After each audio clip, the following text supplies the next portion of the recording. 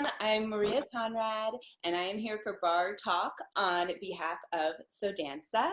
And you can visit their website at www.sodanza.com. Thanks for having me. Yay! Okay, so I kind of think of dancers as superheroes, and I know what we do is kind of beyond human, right? From our souls and our bodies. So I always like to ask like your origin story. Like tell us where you started. I'm secretly super interested because I know you're a Florida girl. Yeah. So tell me how you started. So yes, I am a Florida girl, from Orlando, outside Orlando. And I started basically I went to like a jazz and tap studio, and that's how I started. I was 2.5, and I did competitions, and I just like did the whole thing, which was so much fun. I loved every second of it. But I actually started because I was super shy, and my mom thought maybe in a different kind of setting, I might kind of like find my footing and find my way, which I did because I loved dancing. I loved expressing myself through kind of a non-verbal way. And that's still something that I love about dance and ballet. And that was kind of the beginnings of it until I started doing ballet a little bit more seriously when I was 10. Mm-hmm. And then my entire focus just shifted. You caught the bug.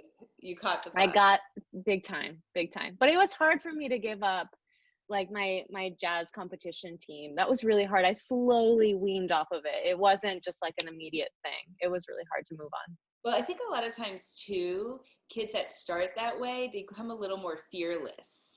You know what I mean? Then like, I have to be correct and I have to be perfect. It's a little more like, I'm just going for it. So that probably helped you with your drive a little bit. Definitely. That's something that I talk about sometimes. I think it's affected me in a great way. And then where did you train growing up before you got to San Fran? So I trained at a ballet school called Central Florida Ballet at first from ages 11 to 13. And then when I was 13, I went to the Kirov Academy in Washington, D.C. Yes, I just did a podcast with them. I just did a podcast last week. Oh, nice. I was laughing. Cool. Okay. Great. Okay. And then, so you went to Kirov. I went to Kirov, and then I joined San Francisco Ballet from there. Oh my gosh. So you were all East Coast and then West Coast. Yeah, that was a huge change as well. All of a sudden. Yeah. Yeah. And here's a good question. How did you adapt from the style from the Kirov to San Fran? Because that's very different. It is different. I think I was lucky. I think it goes back to the beginning of how I started, which is doing jazz and all sorts of different types of dance. So I didn't really feel like I was stuck in the Vaganova method. Okay. I just feel like I took all the best parts of it, and I still obviously apply it to classical ballet, but I always felt that it just really gave me the strongest base to be able to do so many other different styles, which is obviously useful in San Francisco Ballet when we do like such a varied rep. Right. So yeah, I always felt really lucky that I actually got to build such a strong base, which just kind of allowed me to let some of it go in order to do other types of styles.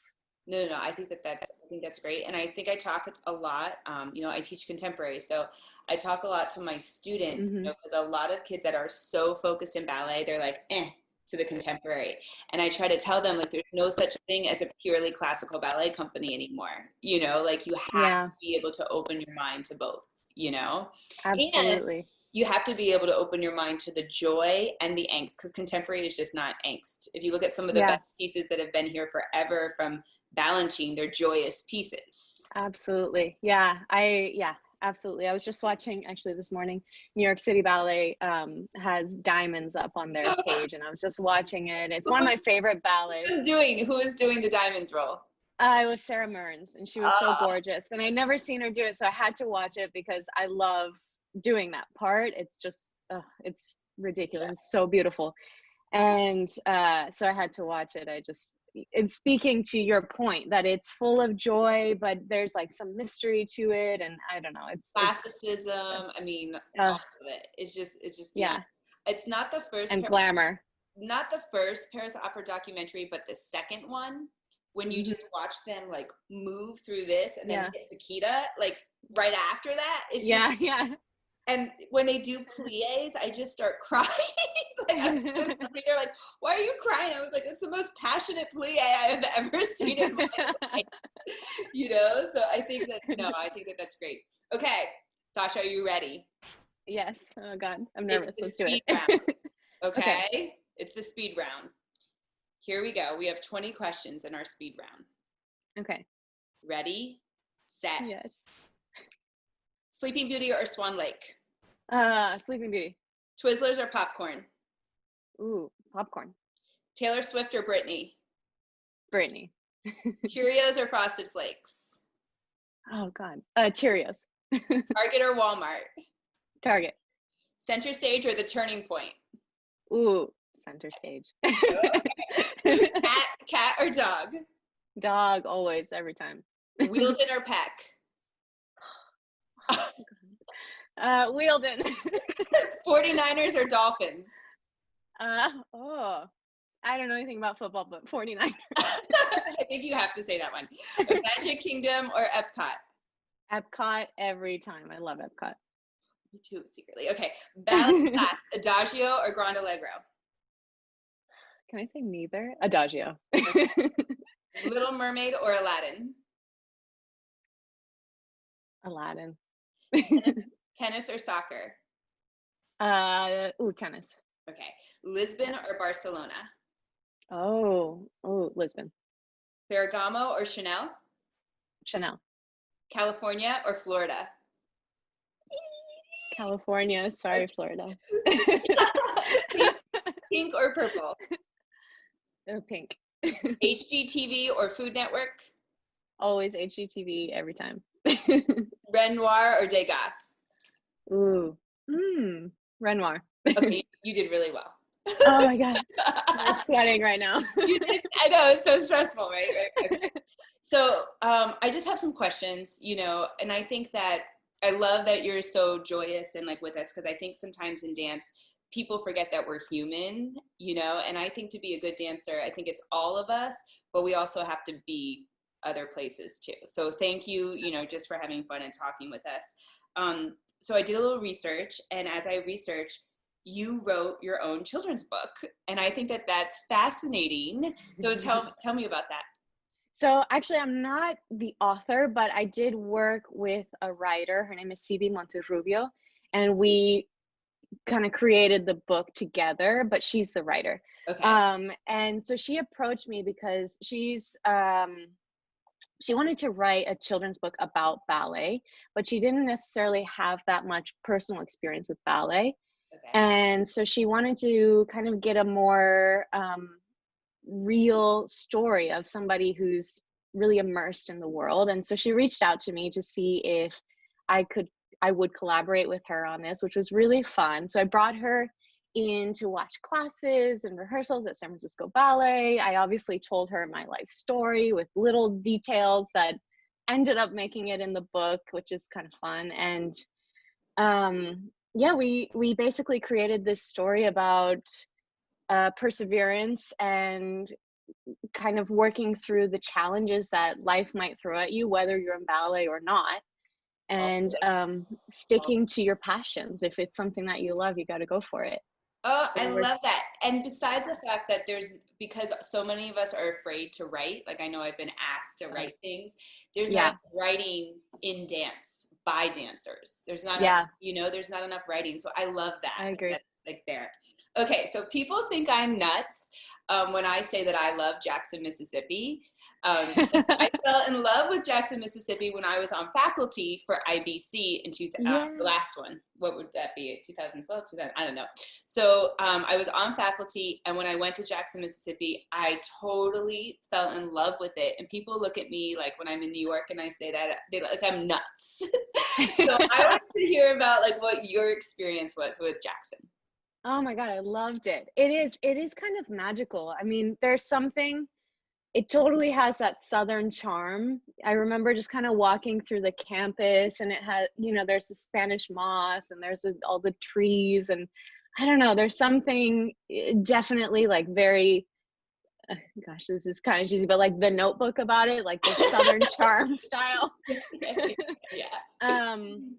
No, but I had the best time because, I mean, obviously I was really focused on dancing when I was there because I was at the competition and that's what I was there for. When I try to explain it to people that don't know about dance, to me, it's like the Olympics of dance. Like Totally. these people, internationally, and Olympians like hand out pins, and then by the end of the week, crying because you don't want to like leave these people you met from Korea, like, this is an amazing experience like that. Yeah. What did you dance? What did you enter? What did I do? So I entered as a couple. So I think first round was Flames of Paris. I think Corsair and Satinella pas de deux, and then contemporary pas de deux as well. So I did all those pas de deux, and I remember every time, because there's 3 rounds, as you know, right. And every time kind of seeing if your number was there, and then in the meantime making friends with the people that are around, and it was totally that experience that at the end of the competition, we all kind of hung out together, and it was kind of sad actually to leave everyone. You know what I found there? I was there with, I was there working, but there was also a competitor there. And these people, the people of Jackson are so warm, and they might know nothing about ballet, but they start rooting for you. Like, oh yeah. Like it's a football game. Like they're like, oh my gosh, is that Sasha De Sola? Like, yeah. Oh yeah, totally. It was just like, that was an amazing experience for me. Like the whole thing was like nothing. And as to be an adult on a faculty there, it felt like you were at ballet camp again. Like you were. Totally. Yeah, it kind of has that vibe in a way. So yeah. Okay. How did you get involved with your charity, The Ascendant? So that was also a collaboration that kind of came up unexpectedly. I had always been a fan of this jewelry store in San Francisco called Fiat Lux.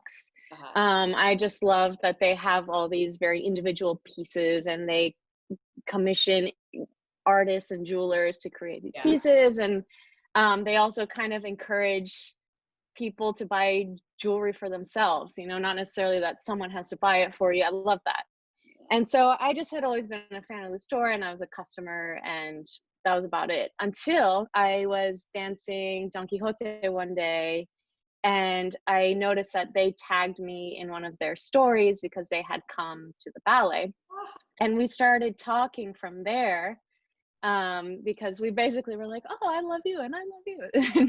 And it kind of worked out that we knew we wanted to create a charity initiative and create a line that would benefit a charity, which we ended up launching in November of 2019. So yeah, last year. Oh, amazing. And yeah, so that's kind of the origin story of where that came from. And they're great. Okay. Now, I was lurking you on Instagram. Do you take your dog, Queen Tilly, on the road with you? Well, it's funny. She literally, I'm not joking. She literally.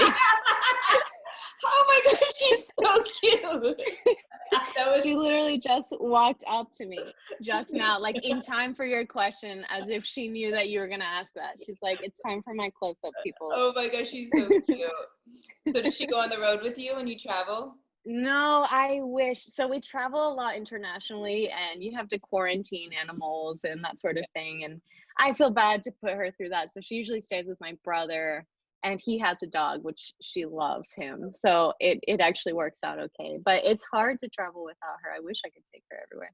Okay, well, I had this question, but after talking about your roots, but is there another type of dance style that you would love to explore? Like, I would love to take flamenco. Like, if I had all the hours in the day, Yeah. Is there something else that you would love to do? Definitely tap. Like 1,000 times tap. Tap, I would say I was like kind of good at tap, I guess, for a 9-year-old. And when I started ballet, my ballet teacher told me, you have to quit tap. You have to choose between tap or ballet and just decide. So I decided on ballet, but I still miss tap. I love everything about it. So I wish I had more time to kind of maybe like hone in on those skills a little bit more. And I'm probably horrible by now, but I still love it. I think you should pull out the tap shoes in quarantine.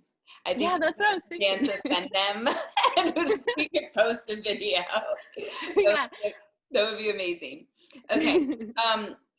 What is your favorite role that you've danced and why?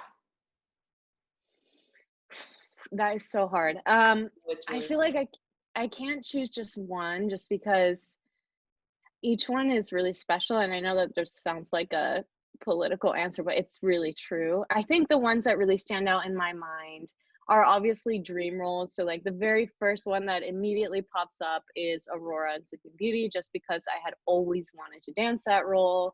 I always loved that role. So that for sure. But then there are some that I kind of discovered throughout the process. So one of those would also be Diamonds that we were talking about earlier. And any role that I can kind of connect with either my partner or the other dancers on stage, that always makes a role really special for me. And just, I don't know, there's something that like only exists on stage. It's a that is, yeah, exactly. And that is just something that I always treasure. And I remember those moments, but they're impossible to replicate. So you just have to keep those in your memories. And no matter how much ballet class we take at home or we see swans dancing in their living room, you know, it's just, there's something that still makes me so sad that it's going to be a while before we're back on the stage and people can enjoy that magical experience. Absolutely. Yeah, absolutely. Okay. I want to know the exact, like, where were you the exact moment you found out you were going to be becoming a soloist? A soloist? Like, were you eating Cheetos or like, you know, like they were like, you? Almost, no. I know we were in London on tour. So this was in 2012. I was promoted to soloist. So we were on tour in London, and I had just danced a ballet that my director, Helgi Thomason, choreographed. Mm-hmm. And I was dancing, so we had like a triple bill. So I was dancing all three ballets. And so I had just done the first ballet. I did like the principal part in that, and I was in the corps.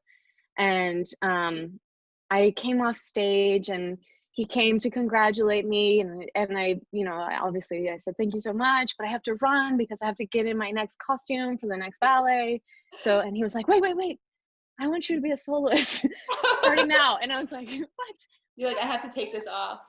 I was so overwhelmed, and I proceeded to do the next two ballets, but I think I was just kind of like on a cloud the whole time. Like, I don't even remember that. And then when I was promoted to principal, was something kind of similar. I was just, you know, on the side of the stage talking again with Helgi, and he was like, you know, I want you to be a principal. Just I don't know, like in the most unexpected times. At least for me, it was always the most unexpected times.